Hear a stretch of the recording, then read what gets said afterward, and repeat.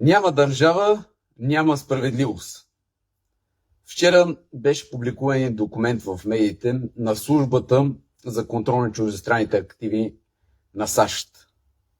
И всички започнаха да се впечатляват за нещо, което е известно в България на малки деца и не от вчера с този документ, а именно, че Борисов и компания, имам предвид онези марионетни към онзи момент тогава министри, в случая министър на финансите Владислав Горанов, са взели близо 60 милиона подкуп лева, за да осигури правителството и парламента тогава вратичка в закона за хазарта, с която Васил Божков Черепа да спести, да си спести за него, не на държавата, т.е. да не влязат в хазната, 600 милиона. 600 милиона. Всяка година ние плащаме по 5 милиарда за 60 хиляди служители, които работят в службите за обществен ред и сигурност. Това са МВР, това е ДАНС, прокуратурата със следствието и съда. 5 милиарда основно се дават за заплати. 90% от тези пари отиват за заплати. Числеността, както я споменах, 60 хиляди, близо 60 хиляди служители. Ние сме около 4 милиона и половина, 5 реално тук, другите са в чужбина, защото са прокудени. Тези 60 хиляди служители, все пак сме на първо място по служители по глава на населението в цяла Европа и по прокурори. Както се казва при рибарите, с ръце можеш да изловиш престъпниците. С ръце да ги изловиш. Ние знаем за този Борисов, ако помните, още имаше една комисия за ревизия в парламента през 2020 година, където един агроолигарх, Светослав Ивчовски, се каза, че е носил кюлчета, онези кюлчета, там на шкафчето до спалнята в резиденция, държавната резиденция, но в същата резиденция са носени пачки, килчета от разпродажбата на държавата. В държавната резиденция ти носят рушветите от разпродажбата на държавата. Още тогава той разясни как олигарсите, в случая Иван Ангелов Пилето, този собственика на икономическата група Градус, е занесъл килчета, но пък Борисов му е казал, че е имало по-големи килчета на Цоло Вутов, този, който днес има цяла група в прогресивна България управляващата. Така, за какво говорили? Че в България всичко се знае, всичко е ясно, но няма държава. Липсата на държава предполага липсата на справедливост. Затова хората са дигнали ръце, затова хората са се предали. Беше разпродадено или по-точно разграбено всичко. До последния сантиметър земя. Апетитна земя. Имам преди това, което е в градовете, локални места, по Черноморието, планинските курорти, подземните недра, т.е. концесионирането и така нататък. Но наказани няма. Затова започнах с това. Липсва държава, липсва справедливост. Днес вече сме в ерата на новото правителство, на новите хора, с новите политики. Дойдеха с тези, създадаха нагласи в обществото, че ще въздадат справедливост.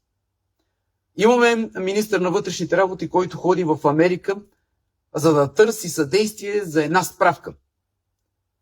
Цялото министерство от 50 хиляди се върти върху една справка за една мутра. В смисъл имам преди Делян Пеевски. Имаме Държавна агенция за национална сигурност, която в нея има специализирано звено финансово разузнаване, което по линия международното сътрудничество в рамките на 14 дни установява парични транзакции, с оглед международните спогодби или държавите, с които са влезли в тези международни спогодби. Имаме разузнаване, имаме 2000, включително и тези помощниците, съдебните помощници, 2000 прокурори, 2500 съдии. И накрая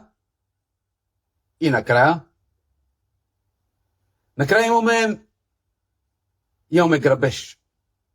Имаме унищожаване на българската нация. унищожаване. И онези, които ограбиха, още не са получили смисъл онова, което повелява наказателния кодекс. Наказания. Няма конфискация. И ние не можем да продължим на чисто. Ние не можем да продължим на чисто. Защото какво да на чисто да продължим? Управляващите казват, изчакайте следващия бюджет, за да започнем на чисто. Да, господин Радев, от ясно по-ясно и на по-голяма част от обществото, и ще стане скоро ясно, че вие сте новата опаковка на олигархията и ще започнете на чисто с олигархията. Но редовия българин, трудещия се, пенсионера, онзи, който е инвалидизирал се и така нататък, той всеки месец не започва на чисто, а започва на червено. Започва на червено. И хората ви избраха и гласуваха доверие именно за да въздадете справедливост. За да може да тръгне действителност на чисто. А вие с първия акт, бюджета, където нямате място за оправдание, че съдебната система не е ваша, в кавички, което много грозно звучи. Ваша. Тя е на българските граждани, за съжаление, никога не е била. Там, в този бюджет, където трябваше да пълните хазната на народа, зависи от ваше решение, наредби, които са на Министерски съвет, т.е. на вас да ги подпишете, зависеше от закони, които са във възможностите на вашето парламентарно мнозинство. Еднолично, от никой независимо. Или независимо от олигархията.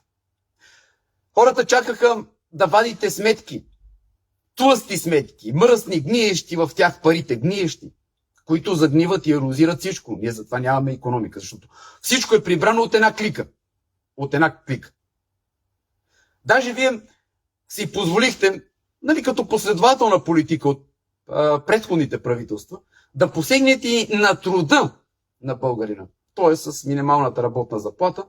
Защото капиталиста, то е едно лице. Капиталист, олигарх, това е едно лице. Е решило, че видите ли отвънка идват роби, нови роби. Имам предвид работници от трети държави и затова няма да плащаме на българите. Не ни трябват вече. Вече и българите ни трябват. Гоним ги там в чужбина. Нали, сме взели всичко. Земята сме взели, ресурсите сме взели, властта сме взели. Нали, само сменяваме опаковката, политическата опаковка. Иначе отдолу пак остават същите извинения на война. Същите война. Но няма минимална работна заплата. Тоест да може да паднат, да им даваме, те, където идват от трети държави, ще им даваме там по 600 евро. Само и само, нали, да прогоним и малкото останали работещи, подчертавам, работещи българи. Работещи българи. Не знам с кои очи всеки един политик. Дори взел за един месец заплата. За един месец заплата. С какви очи излиза, говори през медиите за масово осведомяване, слушат го всички. Каква е тази съвест? Каква е тази съвест? Та Борисов, ние предлагахме още в предизборната кампания, че държавата има възможност, че в държавата има хора, които говорят и искат да говорят, защото са били смачкани, защото са били свидетели на тези крупни, като кажа крупни, значи давам съм винаги пример за 30 минути, 15 милиона под масата, рушвет на Борисов в качеството на премиер, който е търгувал с политическо влияние и е натиснал ръководството на АПИ да даде съответната обществена поръчка за 100, за 200 милиона на съответната фирма, която е един посредник. Това са, нали, касиери. Касиери, които пълнат политически и лични каси. Но политици, на олигарси и така нататък. Та, липсата на държава означава липсата на справедливост. И това ще продължим. Идват президентски избори. Завъртя се, доста хора започнаха да предлагат моята кандидатура за президент. Аз съм участвал в 2021 година. Нали, с идеята, както винаги, съм говорил, че всяка институция трябва да бъде на българския народ, но не само на думи. Не само на думи. Реална възможност всеки един да може да упражнява като коректив в моментите, когато властта се самозабравя, когато властта поради зависимости, външни или вътрешни, Не отразява волята и съответно нуждите на народа. Реално. Това е много важно. Коректив. Навсякъде има контролен орган. Навсякъде. Днес аз бих участвал. Но искам да се обединим целият сектор. Няма значение моята кандидатура или някой друг. Целият така наречен патриотичен или както искате наречете. Или хора, нека по-точно. Защото това са кухи фрази. Патриот и така нататък. Хора, които са готови да дадат всичко за държавата, за обществен интерес и нищо да не вземат. Нищо да не вземат. Аз съм го коментирал винаги. Ако искаш да бъдеш общественик, трябва да дадеш всичко. Всичко. Включително и здравето си и нищо да не вземеш. Тогава изпълваш със съдържание значението на общественик. А когато си готов на всичко, значи ти ще разкъсаш всички зависимости. Разбира се, не сам. С целият български народ. Много хора казват, защо действаш винаги сам? Защо не правиш организации, а по места и така нататък? Знаете ли, през всичките тези 10 години и преди това 11 години в службите и в частния сектор вече 15 години съм видял, че на тази територия, когато искаш да събереш хора и да организираш нещо, организацията е с потенциал, когато събираш мошеници. Както им казвам аз, тарикати. Защото те поставят една цел, която е така наречения келепир, като най-приоритетна и въпреки народопсихологията, че ние сме така завиждаме, завистливи интриганти, древното да клюката, бламират. Когато искаш хора да обединиш, които са ощетени и чисто сърдечни, събереш 5 човека и те се скарат. Защо? Защото няма ли тази висшата цел на тази територия? Древния, която аз го определям като древен балкански тарикатлък. Древен балкански тарикатлък. Затова, вижте, през годините никога не съм си позволил организация каква с офиси, с фирми. И всичките тези, които поставят като приоритет при работата си или при ангажимента си да участват в такива кампании, да правят обществени инициативи, те утре ще искат в това време тези средства да си ги възвърнат. Аз с какви очи да кажа тогава на хората, че съм казал в предизборната кампания, заповядайте, искаме да изпълним със съдържание това, което е записано в Конституцията, в законите. Народа решава, народа получава. Той е всеки един от българските граждани.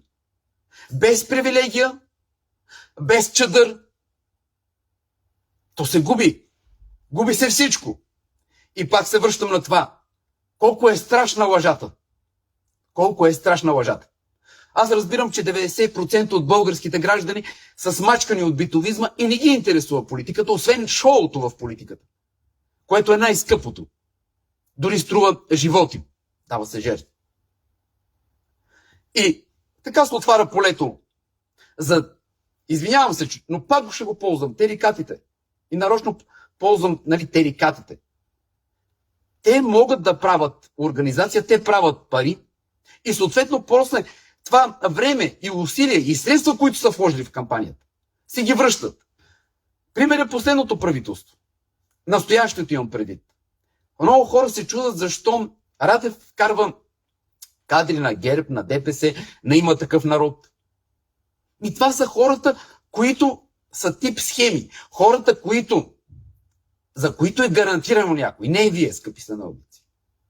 Имам предвид министри, имам предвид шефове на ръководни длъжности в службите, в приходните агенции, в контролните органи, в големите държавни предприятия.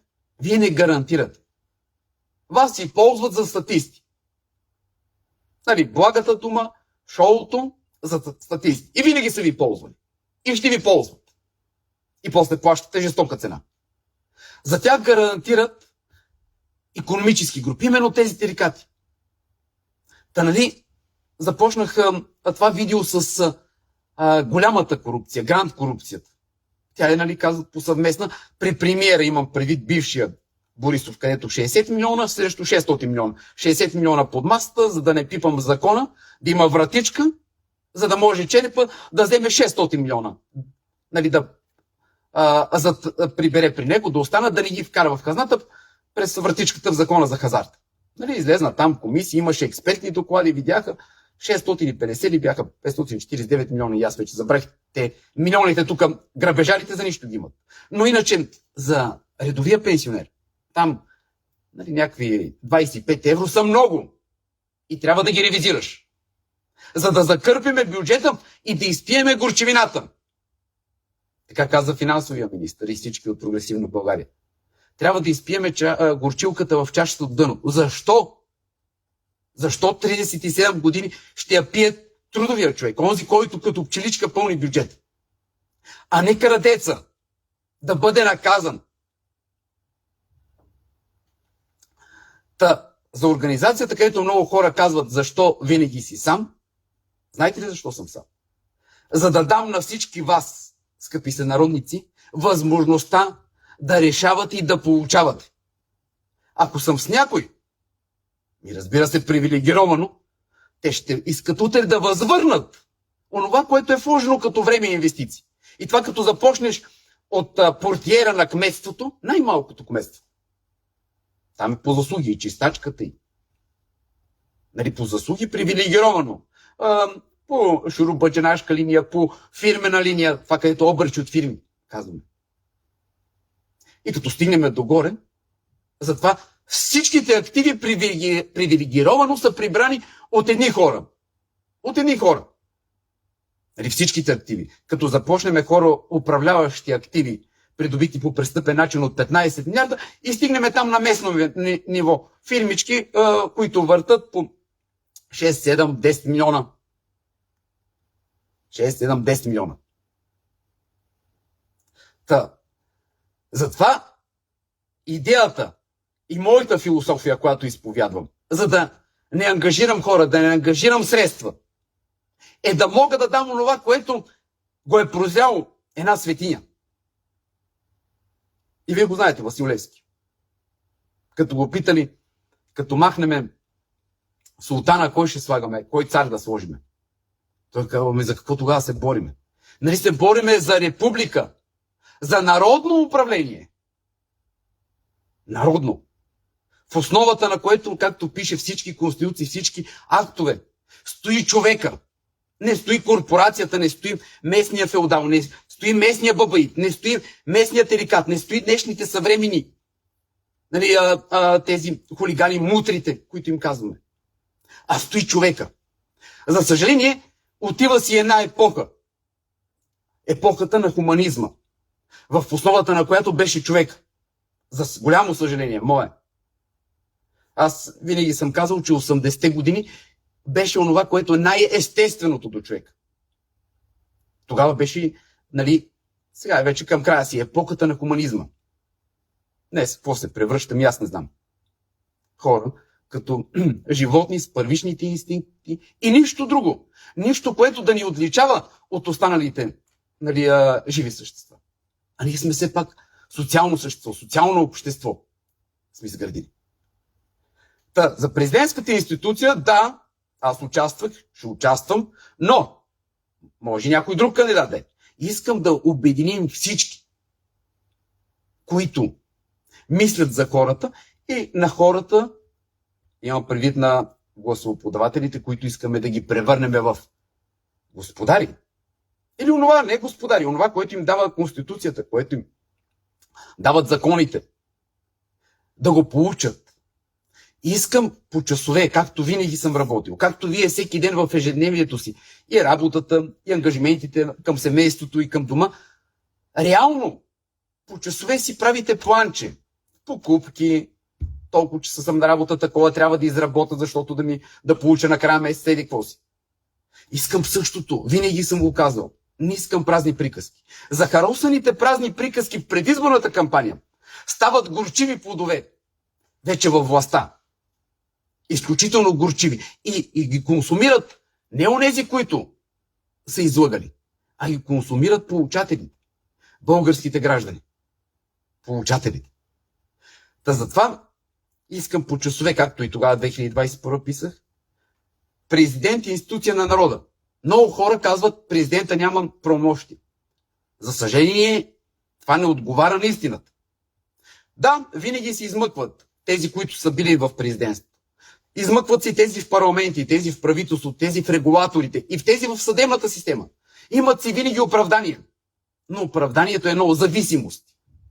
Президента, аз даже ще споделя още тогава какво съм сбито, ясно. Президента не напразно е председател на Консултативния съвет за национална сигурност. А национална сигурност има определение в закона. Включва териториалната цялост, икономическата сигурност, финансовата сигурност, външната политика. Външната политика, чрез която трябва да се гарантира националната сигурност. Въобще всичко това, което се развива в една държава.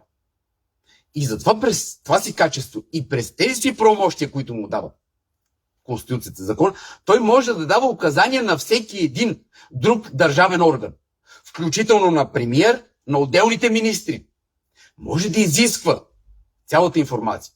И отделно му се полага всички доклади, които се произвеждат като интелектуален продукт от службите за сигурност, за обществен ред. Тоест, той стои най-високо в иерархията на властта, най-високо. И, освен че е най-високата трибуна, именно за това, качеството му на президент му е дадено председател на Консултативния съвет за национална сигурност. Когато има кризи, когато е изпуснато нещо в всички останали институции, той трябва последен да бъде като стожера, който да гарантира националния интерес, да гарантира сигурността на всеки български граждан, включително и другия суверенитета в останалите области, икономически, финансов, продоволствен. Президента може всеки ден да произвежда по предложения, имам предвид. 100 референдума. Да, не само да имитираш, както беше Румен Радев във връзка, трая 5 години и точно преди изборите, за да клоннат чараните, пусна предложение за референдум за еврото. Тоест, винаги е било за еврото. Но хората се вързаха. Както винаги. Това е пиара. Там работят. Политиката е кухо. Затова, още мутрата там 2000-та година беше казал, има предвид Борисов. Точно като отстъпваше като главен секретар. Питаха го, какво е политика? Той вика, за извинение, война в целофан. И той после стана целофана на тези война. Бяха тройната коалиция. И той се превърна в целофана на тези война, които станаха редки и смърдящи. Още по-редки, още по-смърдящи. И заляха цялата държава тази помия. Президентската институция, тогава бях казал, президент е институция на народа, и сега по същия начин. Българските граждани, всяка една институция трябва да е тях. Затова винаги съм се борил. На всички българи. И по същия начин. Сега ще направя връзка с всички организации, патриоти, които искат да участват в тези президентски избори.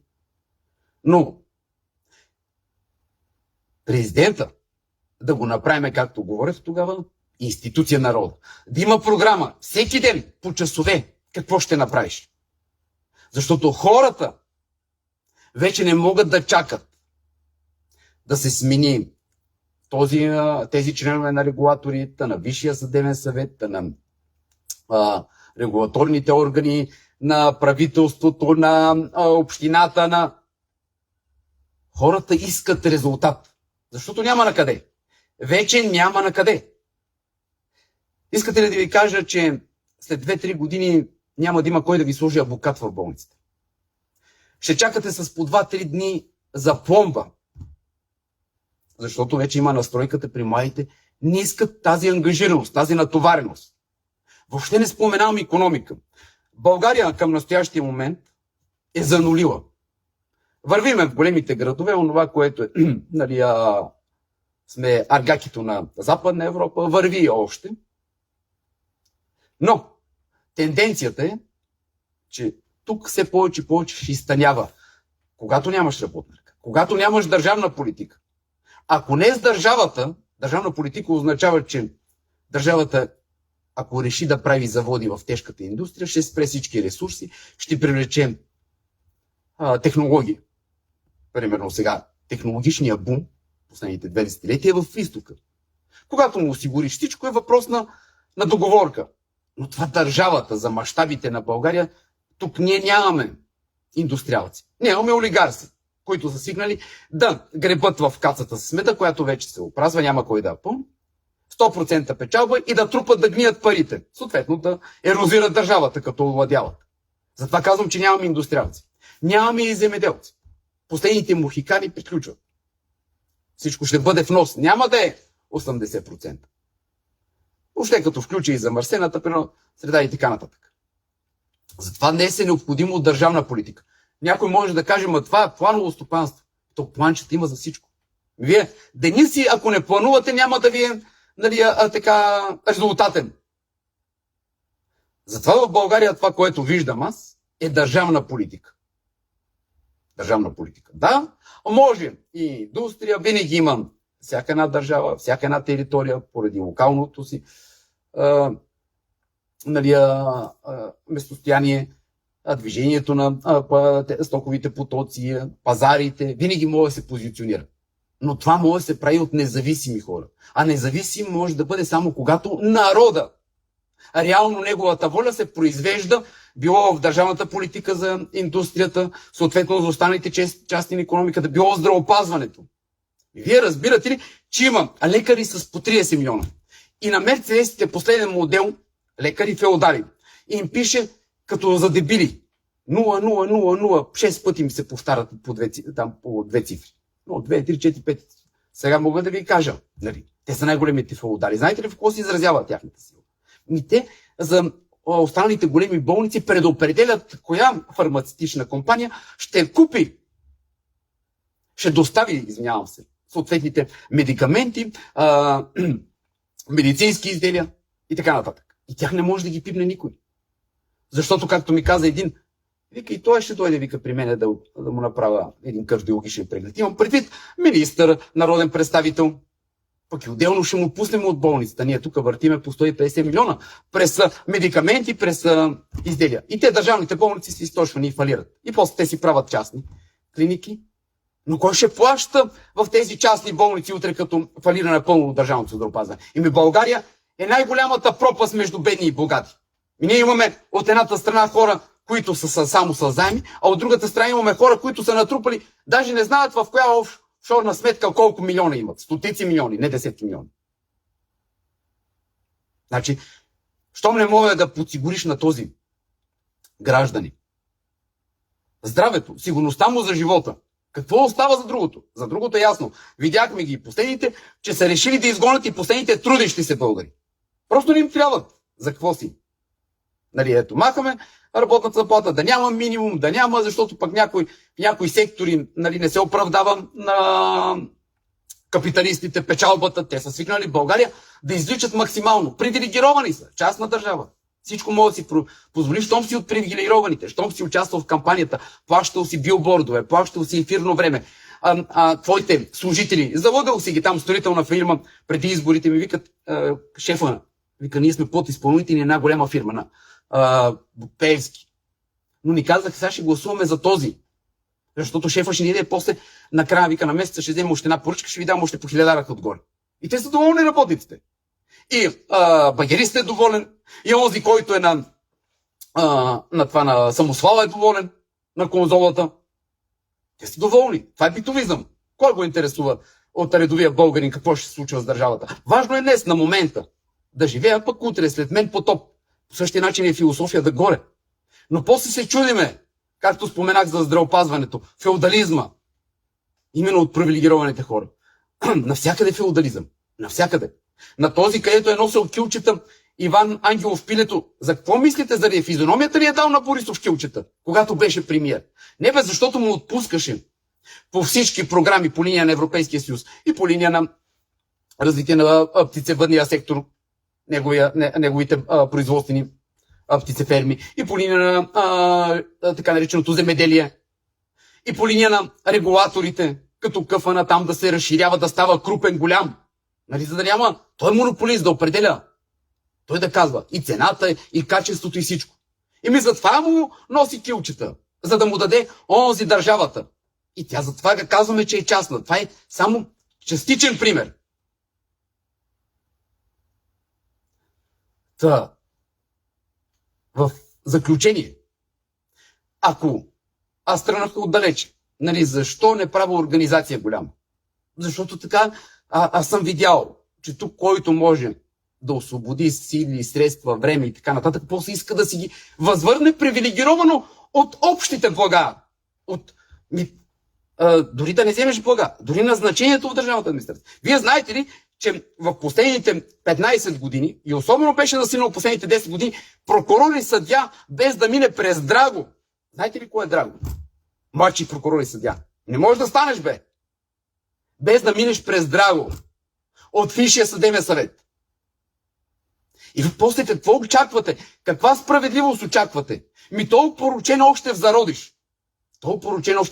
Същото ти е здравеопазването. Без да минеш през професора не можеш да растеш в клиниката и затова бяга. Да, голямия университетска болница в София. 600-700 евро медицинска сестра. Вечерно време остава медицинска сестра, едната на 71 година, другата жена също възрастна, инвалидизирала се. Няма млади. Кой да ти работи 50 пациента? Младите не искат. Кой ще ти работи за тези пари?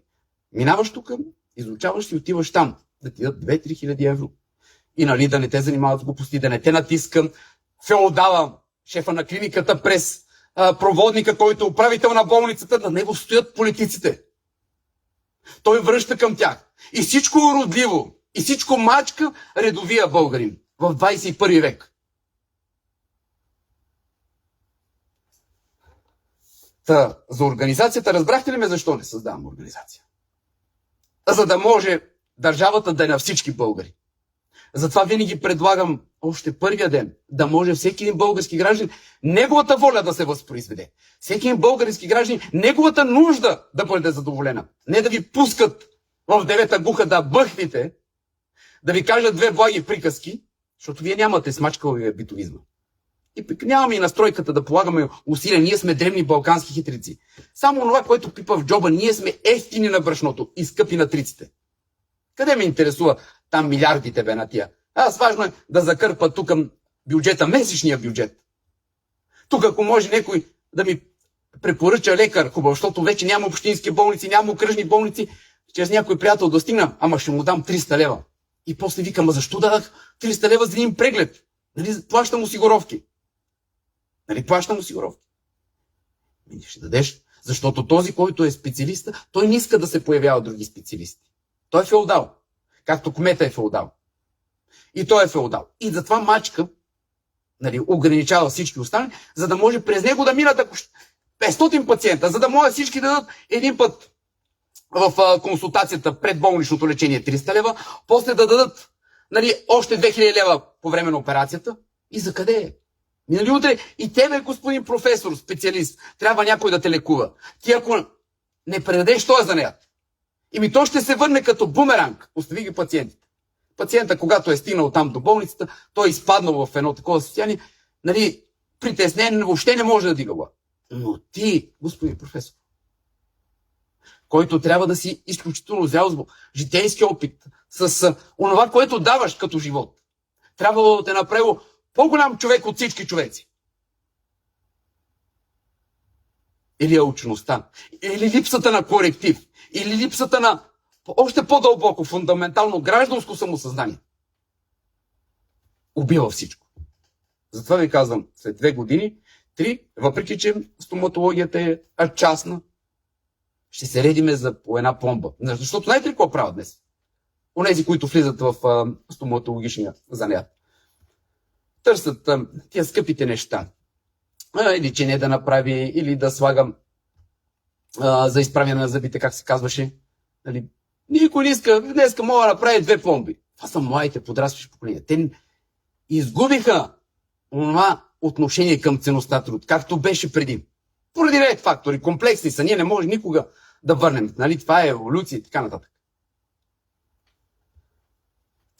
Ако искаме нещо да направим, аз съм го казал, в България нещо, ако не стане за 3 дни, няма да стане и за 500 години. Справка турско. Всичко друго е кухо, лъжа и измама. Президентските избори идват, ще участваме.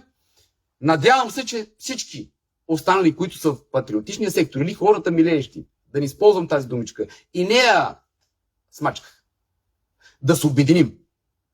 Да се обединим. Да се обединим и да не лъжем хората. Винаги съм казвал, нямаш ли нещо, което да е реално, казваш, президент, първия ден, втория ден, третия ден, било по отношение на олигархите, било по отношение на външната позиция на България, която да се покаже, ама в действителност гръбнак.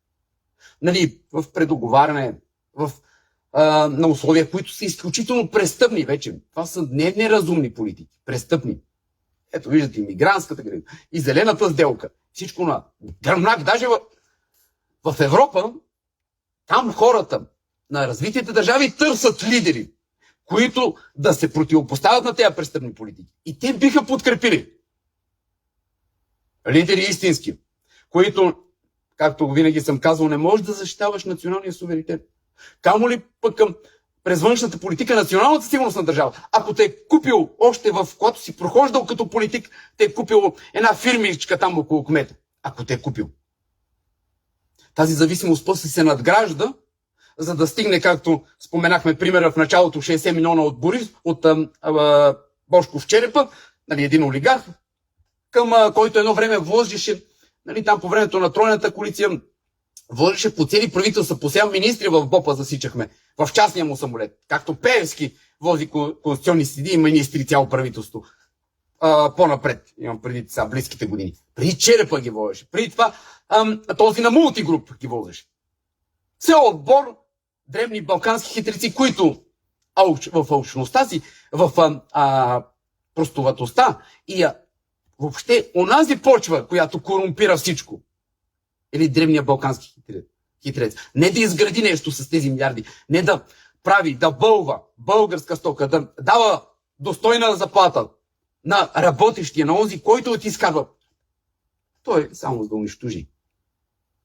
Типичен пример е това криминално лице Делян Славчев Пеевски, който тук в рамките ще стане, може би месец и половина, цялата държавна машина от 60 хиляди служители и 5 милиарда пари на данъкоплатец с една справка, която се изготвя за 4 минути. Пускаш една минута и после да разпечаташ. Може да пуснеш и на файл, вече няма, не знаете ли. За какво даваме? За какво даваме тези 5 милиарда? За какво ги даваме? За службите имам предвид ги даваме. Въобще не включвам останата администрация. Хора, помнете се малко, бе. Лъжат ви, бе. Лъжат ви, мамат ви и резултата го виждате. За какво ви го обясняваме? Ние само констатираме. Нацията на констатациите. Но няма да се предадем. Няма значение кой е Радев, Борисов, Пеевски. Няма значение кои са САЩ.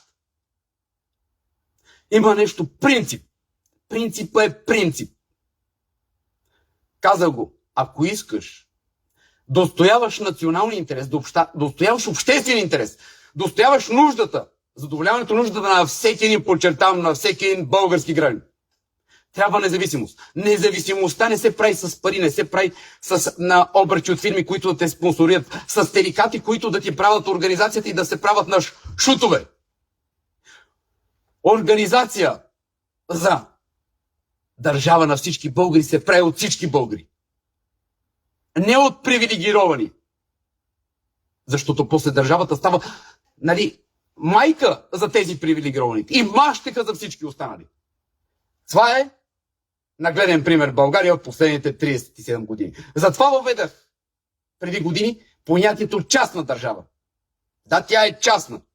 И материално, и властови, и във всяко отношение. Частна държава. Ако искате България да бъде на всички българи, ако искате да градиме, ама не само икономика, не само земеделие, не само въобще всичко това институционално, културно, но най-важното, знаете ли кое е? От утре можеш да направиш завода.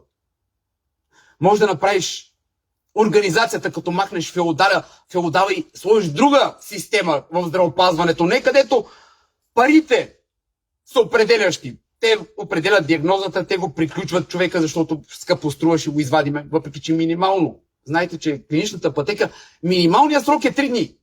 Няма горна граница, запомнете го. Най-важното, знаете ли кое е? Човешкото бе! Ако не върнем човешкото в човека, всичко друго е лъжа и измама. Голи идваме на този свят и голи си отиваме. Влезте, аз бях тук последните, много често при приятели хода по болници, защото и храна няма. Аз давах пример с Чехия Мутул, най-голямата болница в Източна Европа. Ще ви го споделя да видите какво ядах там. Един българин, 25 години работи. Там ми заведе, обиколихме, видях, показаха видеото и детската болница. Каква храна, какво телешко, какво нещо за 3600 служители. Ама го готвят в кухня. Тук в най-големите болници, държавни пък и частни, в гаражи готвят. Било модерно, кетеринг. Те само с храната ще убият. И какво здравеопазване, каква държава? Това показва отношението на държавата, по-конкретно на власт имащите, защото някой е дал, вика, ти имаш, ето, доказа се пред мен, ти кормилото да караш държавата в правилния път. А ние в пропаста. Та затова се връщам. Човешкото. Ако не извадим човешкото в човека, нищо не сме направили. Нищо.